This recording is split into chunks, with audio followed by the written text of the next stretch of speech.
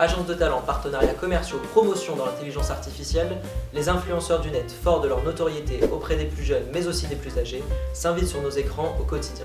Face au Far West de l'Internet, la nécessité de poser un cadre juridique pour protéger consommateurs et influenceurs apparaît comme un des grands enjeux de notre siècle numérique. Tout d'abord, il est nécessaire de poser un cadre juridique européen clair sur les contrats.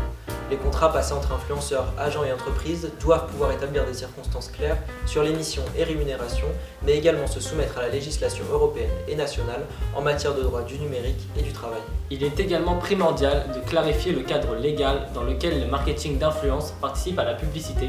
Les publicités pour certains types de produits comme les produits reconnus addictifs ou les crypto-monnaies doivent être interdites et les mesures prises par le DSA appliquées aux influenceurs. Les abus du dropshipping doivent également pouvoir être encadrés à l'échelle européenne. Les influenceurs qui font la promotion de produits vendus par livraison directe doivent être tenus en solidarité des acheteurs afin de protéger les consommateurs.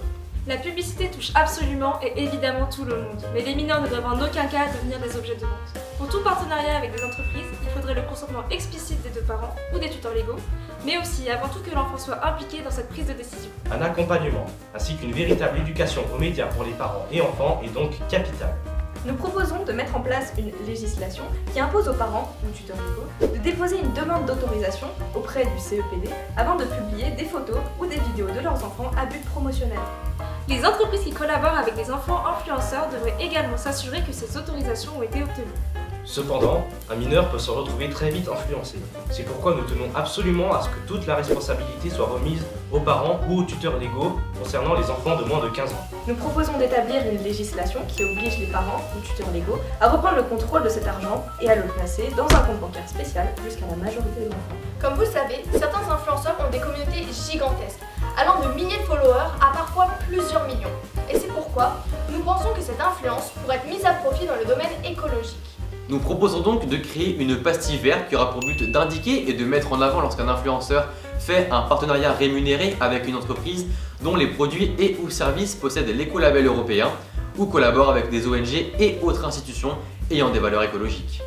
Enfin, nous proposons aussi de créer un prix européen pour récompenser les influenceurs ayant le plus de fois coopéré avec une marque écologique dans l'année. Ces récompenses permettraient de valoriser et mettre en avant les entreprises et influenceurs respectueux de l'environnement, le but étant de sensibiliser massivement les utilisateurs à être responsables. En somme, le but de notre initiative est de clarifier le cadre légal de la profession d'influenceur pour à la fois protéger les consommateurs et influenceurs dans leur activité. C'est très long. T'as bugué. Ça va dans la vidéo ça, non? Ok, c'est bon, attends, voilà.